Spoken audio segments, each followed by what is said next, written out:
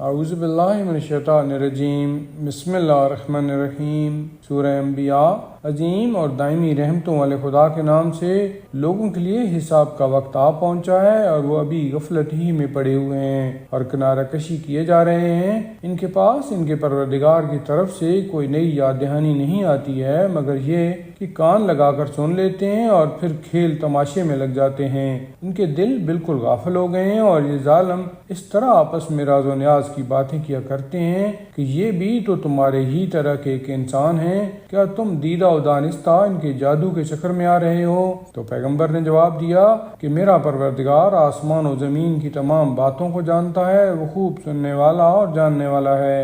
بلکہ یہ لوگ کہتے ہیں کہ یہ تو سب خواب پریشاں کا مجموعہ ہے، بلکہ یہ خود پیغمبر کی طرف سے افتراء ہے، بلکہ یہ شاعر ہیں اور شاعری کر رہے ہیں، ورنہ ایسی نشانی لے کر آتے جیسی نشانی لے کر پہلے پیغمبر بھیجے گئے تھے۔ ان سے پہلے ہم نے جن بستیوں کو سرکشی کی بنا پر تباہ کر ڈالا وہ تو ایمان لائے نہیں، یہ کیا ایمان لائیں گے؟ اور ہم نے آپ سے پہلے بھی جن رسولوں کو بھیجا ہے وہ سب مردی تھے جن کی طرف ہم وحی کیا کرتے تھے، تو تم لوگ اگر نہیں جانتے ہو تو جاننے والوں سے دریافت کر لو۔ اور ہم نے ان لوگوں کے لیے بھی کوئی ایسا جسم نہیں بنایا تھا جو کھانا نہ کھاتا ہو اور وہ بھی ہمیشہ رہنے والے نہیں تھے۔ پھر ہم نے ان کے وعدہ کو سچ کر دکھایا اور انہیں اور ان کے ساتھ جن کو چاہا بچا لیا اور زیادتی کرنے والوں کو تباہ و برباد کر دیا۔ بے شک ہم نے تمہاری طرف وہ کتاب نازل کی ہے جس میں خود تمہارا بھی ذکر ہے، تو کیا تم اتنی بھی عقل نہیں رکھتے ہو؟ اور ہم نے کتنی ہی ظالم بستیوں کو تباہ کر دیا اور ان کے بعد ان کی جگہ پر دوسری قوموں کو ایجاد کر دیا۔ پھر جب ان لوگوں نے عذاب کی آہٹ محسوس کی تو اسے دیکھ کر بھاگنا شروع کر دیا۔ ہم نے کہا کہ اب بھاگو نہیں اور اپنے گھروں کی طرف اور اپنے سامان عیش و عشرت کی طرف پلٹ کر جاؤ کہ تم سے اس کے بارے میں پوچھ گچھ کی جائے گی۔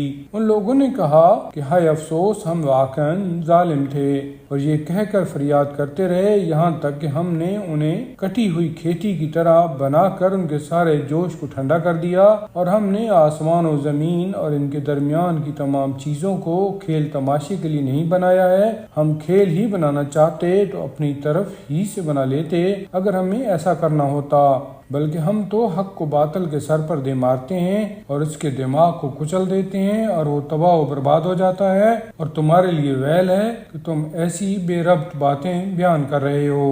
اور اسی خدا کے لیے زمین و آسمان کی کل کائنات ہے، اور جو افراد اس کی بارگاہ میں ہیں وہ نہ اس کی عبادت سے اکڑ کر انکار کرتے ہیں اور نہ تھکتے ہیں، دن رات اسی کی تسبیح کرتے ہیں اور سستی کا بھی شکار نہیں ہوتے ہیں۔ کیا ان لوگوں نے زمین میں ایسے خدا بنا لیے ہیں جو ان کو زندہ کرنے والے ہیں؟ یاد رکھو، اگر زمین و آسمان میں اللہ کے علاوہ اور خدا بھی ہوتے تو زمین و آسمان دونوں برباد ہو جاتے۔ عرش کا مالک پروردگار ان کے بیانات سے بالکل پاک و پاکیزہ ہے، اس سے باز پرس کرنے والا کوئی نہیں ہے اور وہ ہر ایک کا حساب لینے والا ہے۔ کیا ان لوگوں نے اس کے علاوہ اور خدا بنا لیے ہیں؟ تو آپ کہہ دیجئے کہ ذرا اپنی دلیل تو لاؤ۔ یہ میرے ساتھ والوں کا ذکر اور مجھ سے پہلے والوں کا ذکر سب موجود ہے، لیکن ان کی اکثریت حق سے ناواقف ہے اور اسی لیے کنارہ کشی کر رہی ہے۔ اور ہم نے آپ سے پہلے کوئی رسول نہیں بھیجا مگر یہ کہ اس کی طرف یہی وحی کرتے